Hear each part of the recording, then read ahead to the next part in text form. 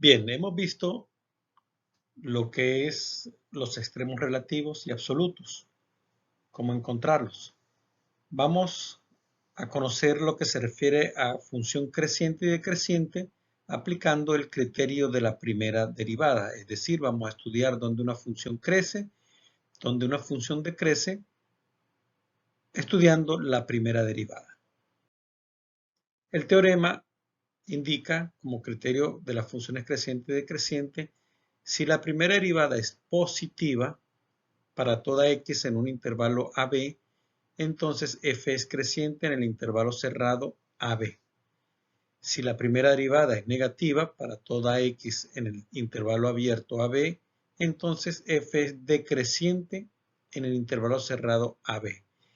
Y si f' es igual a 0 para toda x en AB, entonces f es constante en el intervalo cerrado AB. Estos serían los criterios de la primera derivada. Obtendríamos la primera derivada y analizamos los signos en un intervalo en el que queramos estudiar el comportamiento de la curva para ese intervalo. Veamos gráficamente cómo interpretamos el criterio de la primera derivada en cuanto al comportamiento de la curva.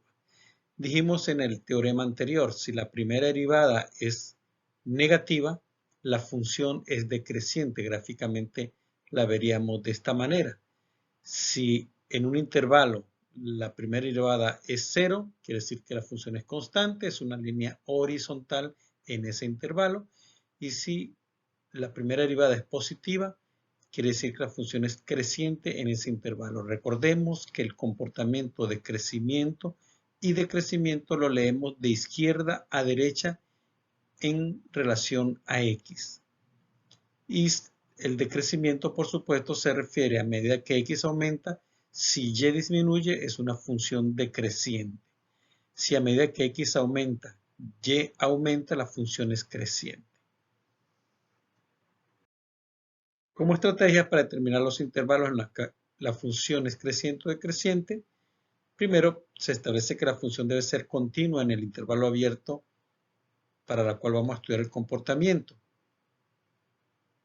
Primero localizamos los puntos críticos de f en el intervalo abierto y utilizarlos para determinar intervalos de prueba. Segundo, determinar el signo de la derivada con un valor de prueba en cada uno de los intervalos y recurrir al teorema 3,5 para determinar si f es creciente o decreciente para cada intervalo. Conozcamos el criterio de la primera derivada para obtener máximos o mínimos relativos.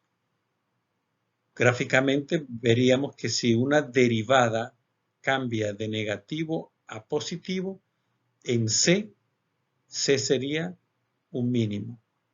Y si en C la derivada cambia de positivo a negativo, habría un máximo. Visualmente podemos identificar con la recta tangente una tangente negativa y seguidamente los puntos de la curva, todos los puntos tendrían tangentes positivas, es decir, la primera derivada es positiva. Si cambia de negativo a positivo, hay un mínimo respecto a la derivada. Si la derivada cambia de positivo a negativo, hay un máximo. Debe haber un cambio en el signo de la derivada para que se presente un mínimo o un máximo, siendo C un punto crítico, por supuesto. Ahora revisemos estas dos situaciones. C es un número crítico. Sin embargo, bajo esta situación, la derivada no cambia de signo. Por lo tanto, no es ni máximo ni mínimo.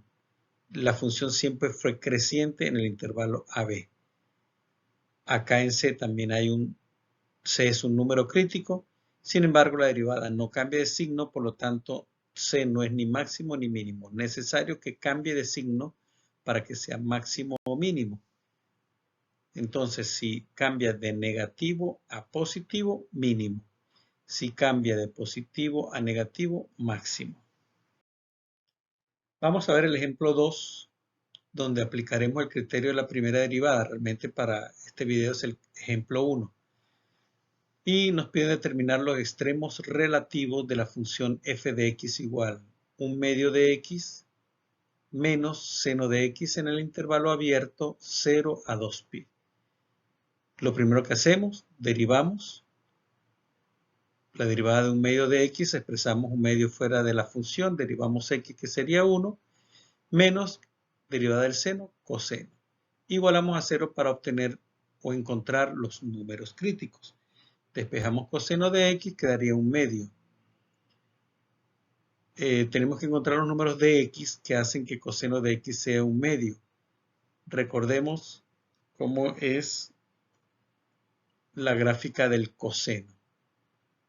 Tiene esta forma, pero como el problema está limitado al intervalo 0 a 2pi, solo sería en este intervalo, esta parte de la gráfica en la cual vamos a encontrar los valores de x que hacen que coseno de x valga un medio. Cuando decimos igual a un medio nos referimos, un medio se refiere al valor de y. En la gráfica un medio estaría aquí, tendríamos dos valores en este intervalo, un valor que se presenta acá, otro valor. Quiere decir que debemos obtener dos valores para encontrar donde x se hace un medio. Un primer valor y seguidamente otro valor para encontrar los valores de x. Vamos a ver. En primera instancia, haríamos con el coseno inverso, despejamos la x, coseno inverso de un medio en la calculadora o en alguna tabla nos da que es pi tercios. Ese sería, por lo tanto, el primer número crítico, pi tercios. Para obtener otro número crítico, recordemos que son dos números críticos. Ya hemos encontrado el primero que es pi tercios. El segundo, que estaría un poco más adelante, lo podemos encontrar restando a 2pi, pi tercios, porque hay simetría inversa. Si a 2pi le restamos pi tercios, obtenemos 5 pi tercios, que sería el valor, el segundo valor o segundo punto crítico. Hacemos una tabla donde, manteniendo en el intervalo que nos da el problema desde 0 hasta 2pi, y con los números críticos vamos construyendo intervalos desde 0 hasta pi tercios hasta 5 pi tercios y 5 pi tercios hasta 2pi, que es el extremo derecho del intervalo en el cual estamos estudiando el comportamiento. Desde 0 hasta pi tercios buscamos un punto de prueba, pi cuartos. Lo evaluamos en la función evaluar en la función derivada. En la derivada evaluamos pi cuartos y observamos que la derivada da negativa. Desde pi tercios hasta 5 pi tercios, un punto de prueba sería pi, lo evaluamos en la derivada, da positiva. Y desde 5 pi tercios hasta 2pi, tomamos un punto de prueba, 7 pi cuartos, evaluamos en la derivada, da negativa. Por lo tanto, desde 0 a pi tercios la función es decreciente porque la derivada es negativa. Desde pi tercios a 5 pi tercios es creciente, la derivada es positiva. Y de 5 pi tercios a 2pi es decreciente, la derivada es negativa. Tenemos ahora que en los números críticos evidentemente se presentan máximos y mínimos. Dijimos que cuando la derivada cambia de negativo a positivo, hay un mínimo. Cuando cambia de positivo a negativo, hay un máximo. Una forma de podernos ayudar visualmente del comportamiento decreciente y creciente para indicar si un máximo o un mínimo es colocar flechas. Es decir, donde la función es decreciente, colocamos una flecha hacia abajo, creciente una hacia arriba, y así inmediatamente nos da aquí, visualmente vemos que aquí hay un mínimo y acá hay un máximo. Es una forma también de identificar los máximos y los mínimos de acuerdo al comportamiento de crecimiento. En definitiva, entonces para la función un medio de x menos seno de x en pi tercios, que sería este número que está acá, hemos construido la tabla, digamos, la hemos dividido pi tercios en este número, 5 pi tercios en este número. En pi tercios hay un mínimo y en 5 pi tercios hay un máximo. De todas maneras, el estudiante puede construir una tabla que le sea amigable, pero que fácilmente puede identificar los comportamientos de crecimiento y decrecimiento y los máximos y mínimos. Veamos en otro ejemplo para la función f de x igual x cuadrado menos 4 elevado a 2 tercios, ¿dónde están sus extremos relativos? Estudiamos el dominio de la función.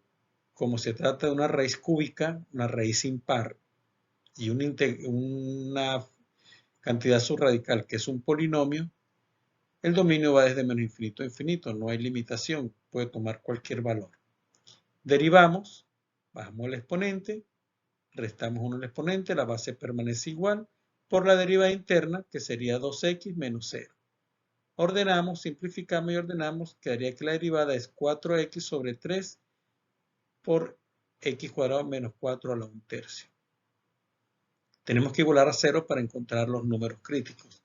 Cuando un cociente está igualado a 0 y queremos encontrar números críticos, dijimos que eran dos posibilidades, que el numerador fuese 0 o que el denominador se haga 0. El numerador es 0, 4x igual 0 para x igual 0. Y en el denominador la parte variable x cuadrado menos 4 es igual a 0 para x igual más o menos 2. Entonces tendríamos tres números críticos, 0, menos 2 y 2. Recordemos que el dominio de la función es menos infinito a infinito. Este problema no nos limita, sino que nos invita a que hagamos el estudio en todo el dominio de la función. Iniciaríamos desde menos infinito y ordenamos los números críticos de menor a mayor. Menos 2, 0, 2 e infinito. Y vamos escribiendo entonces los intervalos en ese orden. Y buscamos números de prueba, desde menos infinito a menos 2, un número de prueba, menos 3. Y así sucesivamente para cada intervalo, reemplazamos en la derivada, puede ser en esta expresión que es un poco más fácil, y nos interesa el signo de la derivada. En menos 3, la primera derivada es negativa.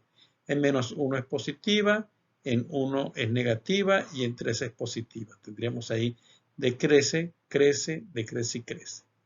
Por lo tanto, en menos 2 habría un mínimo, en 0 habría un máximo y en 2 habría un mínimo. Les invito a que construyan las flechas para que también visualmente hagan ese ejercicio.